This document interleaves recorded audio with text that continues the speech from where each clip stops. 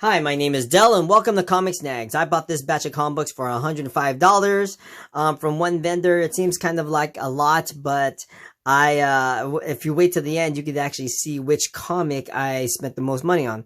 So let's start off with these three comic books, actually magazines. These are Conan magazines. I bought them for about $1 each. They're in good shape. The first one is Conan Saga number 96. I was halfway reading through this one. Then I realized, wow, I've actually read this comic before. And I found out that Conan Sagas are actually reprints of Marvel's Conan the Barbarian Volume 1. I'm so glad I bought this for $1 though. We have The Savage Sword of Conan number 21. This is written by Roy Thomas. Then we also have The Savage Sword of Conan number 9. This is also written by Roy Thomas, and it's got a great cover art by Boris Vallejo, one of the iconic fantasy artists of all time. We have The New Mutants number 21. This is a major key. This is the first full appearance and origin of Warlock. It is also the issue in which Ilyana Rasputin decides on her codename, which is Magic, and Danielle Moonstar decides on her codename, which is Mirage. It's also got a great Bill Skinkevich cover. I'm always going to botch his name.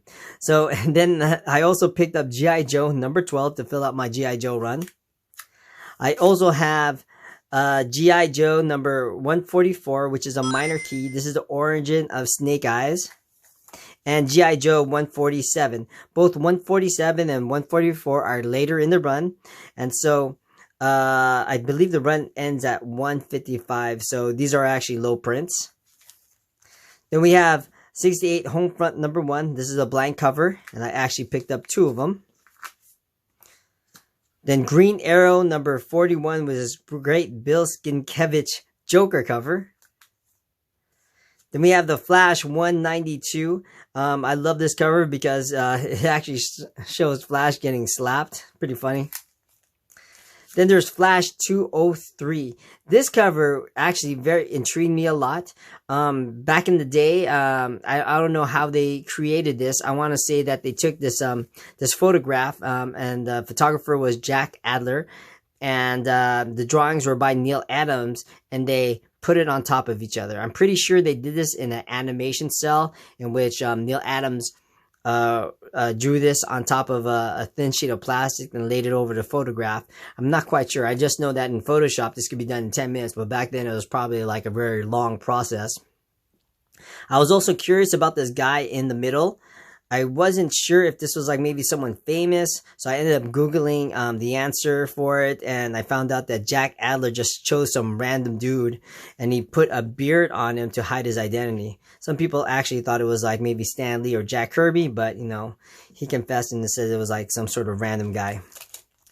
We also have Supergirl number 36, great Lego variant.